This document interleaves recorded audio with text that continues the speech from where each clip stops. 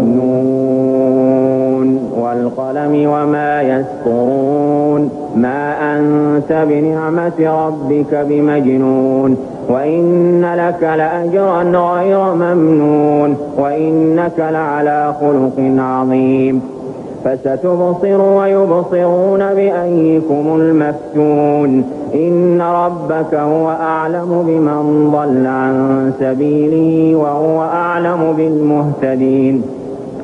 فلا تطع المكذبين ودوا لو تدهن فيدهنون ولا تطع كل حلاف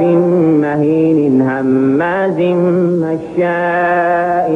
بنميم مناع للخير معتد أثيم عتل بعد ذلك زنيم أن كان ذا مال وبنين إذا تتلى عليه آياتنا قال أساطير الأولين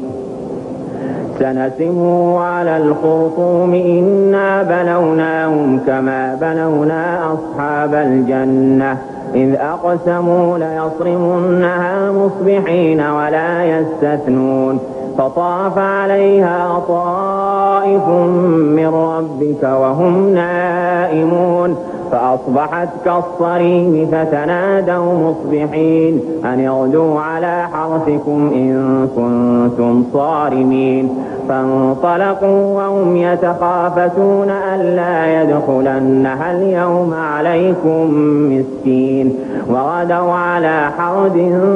قادرين فلما رأوها قالوا إنا لضالون بل نحن محرومون قال أوسطهم ألم أقل لكم لولا تسبحون قالوا سبحان ربنا إنا كنا ظالمين فأقبل بعضهم على بعض يتلاومون قالوا يا ويلنا إنا كنا طاغين عسى ربنا أن يبدلنا خيرا منها إنا إلى ربنا راغبون كذلك العذاب ولعذاب الآخرة أكبر لو كانوا يعلمون إن للمتقين عند ربهم جنات النعيم أفنجعل المسلمين كالمجرمين ما لكم كيف تحكمون أم لكم كتاب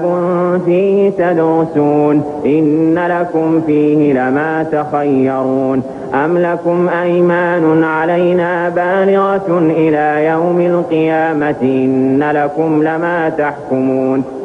سلهم أيهم بذلك زعيم أم لهم شركاء فليأتوا بشركائهم إن كانوا صادقين يوم يكشف عن ساق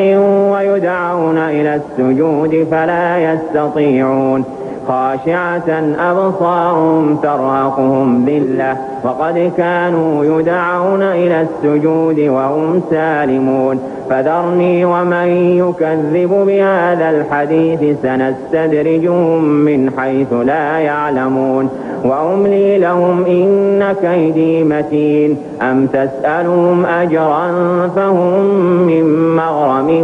مثقلون أم عندهم الغيب فهم يكتبون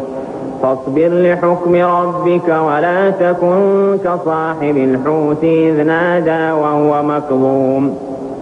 لولا أن تداركه نعمة من ربه لنبذ بالعراء وهو مذموم فاجتباه ربه فجعله من الصالحين وإن يكاد الذين كفروا ليزلقونك بأبصارهم لما سمعوا الذكر ويقولون إنه لمجنون وما هو إلا ذكر